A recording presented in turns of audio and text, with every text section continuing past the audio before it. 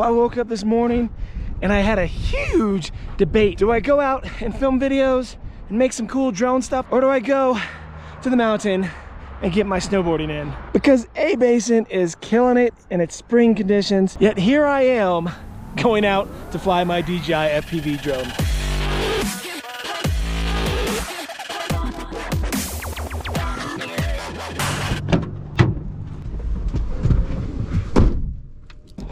But we're not gonna fly here because A-Basin is open and you don't wanna fly your drones over ski resorts or at ski resorts because that's just not what you're supposed to do. Today we're gonna go up to 12,000 feet with the DJI FPV drone and fly it up to the peaks of the mountain, which will bring it up to about 13,300, 13,600 feet above sea level. So we're going up the Loveland Pass, and this is an area that I also go to snowboard. And you can see some people like riding down right now. Let's see if anybody needs a ride.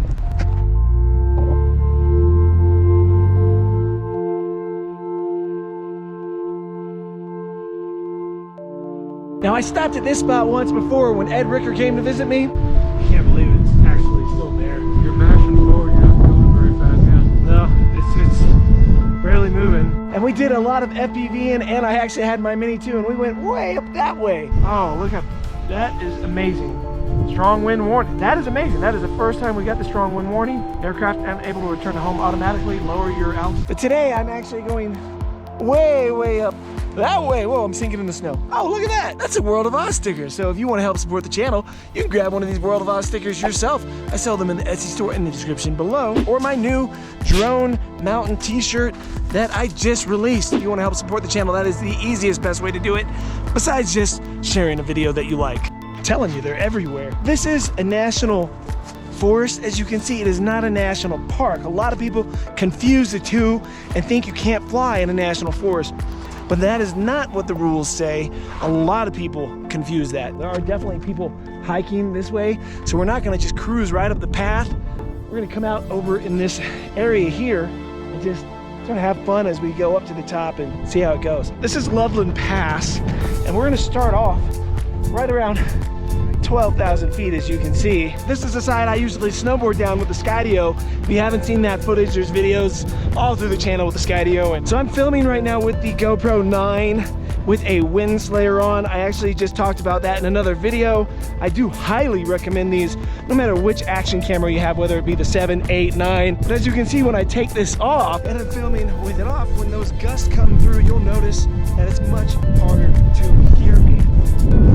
It's really tempting to just come over here and sit and fly because the views on this side are just so awesome. When you snowboard here to make these videos that you see me make sometimes, you either have someone to give you a ride back up to the top from way down there. If you can see the road down there, come back up around this way all the way back and forth, or you thumb it. Now I'm gonna stop this camera and go ahead and put the WINDSLAYER back on. Let's get back up to the car and get this baby up in the air once I find a good spot to sit and fly.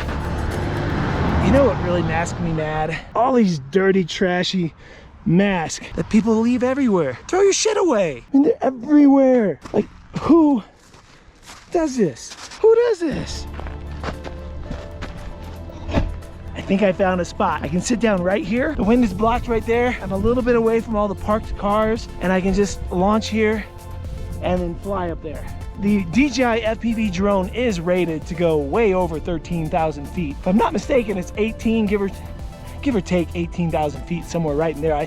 I'm doing this because I hopefully remember to insert the actual number right there. So I'm not so worried about it not handling the winds or the altitude. I just want to see what it actually looks like and what kind of footage I can get flying this thing and this kind of stuff. I'm still new to the full acro mode. I've only really done a lot of acro with the Tiny Hawks. Whoa!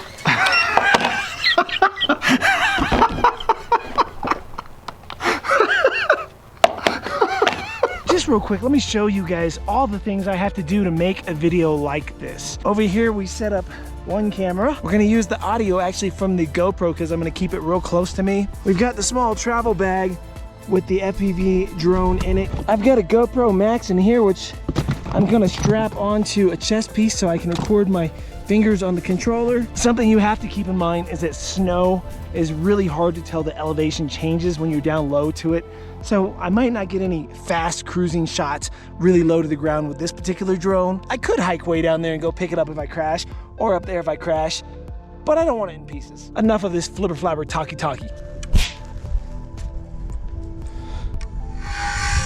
Dude's taking a leak in the back of my video. All right, I'm gonna put these fuckers on. Oh, the strap is much better. So I recently just got this checkered strap that you're looking at. It's made by a company called Fat Straps. What a beautiful view. So one of the coolest things about this is you can actually hand take off just like you can a regular DJI drone.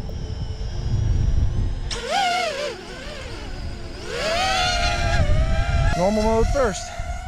And we're headed up to one of those peaks up there, and I'm gonna go ahead and throw it in sports mode right off the bat.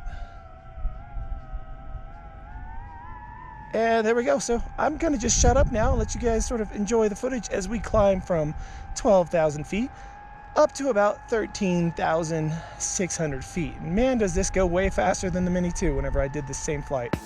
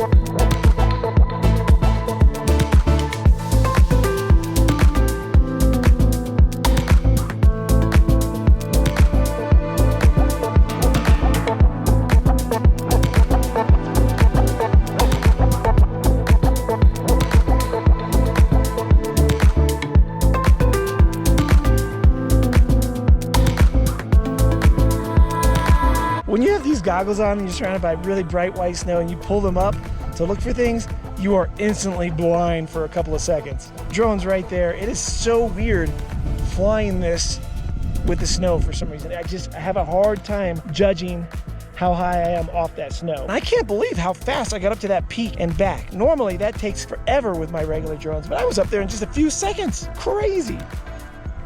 But here's the cool thing is, like, you don't have to fly this thing in manual if you don't want to. You can still get the FPV experience just flying around in normal mode like what I'm doing right now. Or you can throw it in sports mode and mess around with that and get the same kind of experience. Not every single person who gets this thing is gonna need to put it in manual mode and go crazy. All right, let's turn it back in sports mode. So let's cross the road here. Is nobody coming? All right. My bars are good. You got to really watch the bars on this thing, because like if you get over a ledge, that's it. It's just, you lose your signal. And this is so cool. And in like sports mode, I can actually change the angle of the camera. I've got full bars in both. And I'm going to swing right by this thing, and then I'm going to head back. Now, this is what I want to get better at. I want to get better so that I can dive bomb this stuff, right? Instead of just cruising around like this. I just don't have the confidence yet to take this thing and go crazy with it. We're gonna see what happens in manual mode. I have a little bit of battery left, and I'm gonna stay really close by. First thing you do is it makes you readjust your angle. So I'm gonna check my gimbal. I'm gonna pitch it down to like 20. And then I gotta manually do this, switch the manual. Whoa, and instantly I almost fucked up. Holy shit, it just dropped out of the sky. So I'm in full manual right now, and low battery, return to home. Great, just in time to get a battery. All right, so I gotta bring it home. That was manual, did it.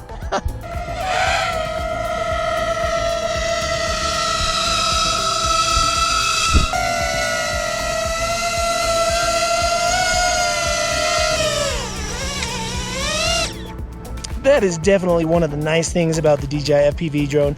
I could not do that with any of my other FPV drones without chopping the crap out of my fingers. It terrifies me every time I switch it into manual mode. It just dropped so fast because I guess I just didn't have the stick at the neutral middle point whenever I started that, and it just dropped. And luckily I remembered I need to give it gas or throttle to get it back up off the ground. I might go ahead and fly one more battery pack, not worry about this stuff, and just get a little practice in. That is what you need to get better. You need to just go out somewhere where it's safe and you can practice. There's elevation here, so that's sort of cool. None of this stuff is too hard for me to get to. Hopefully this answers your question. I know this wasn't nearly as eventful as the Mavic Mini flying all the way up there. As much as the Mavic Mini is a beast, this thing is way more of a beast than the Mavic Mini and can handle all this stuff with no problem. If you guys are interested in more extreme weather tests, more extreme conditions at different altitudes like this, make sure you have subscribed and check that video there or that video there, and I'll see you guys in the next one.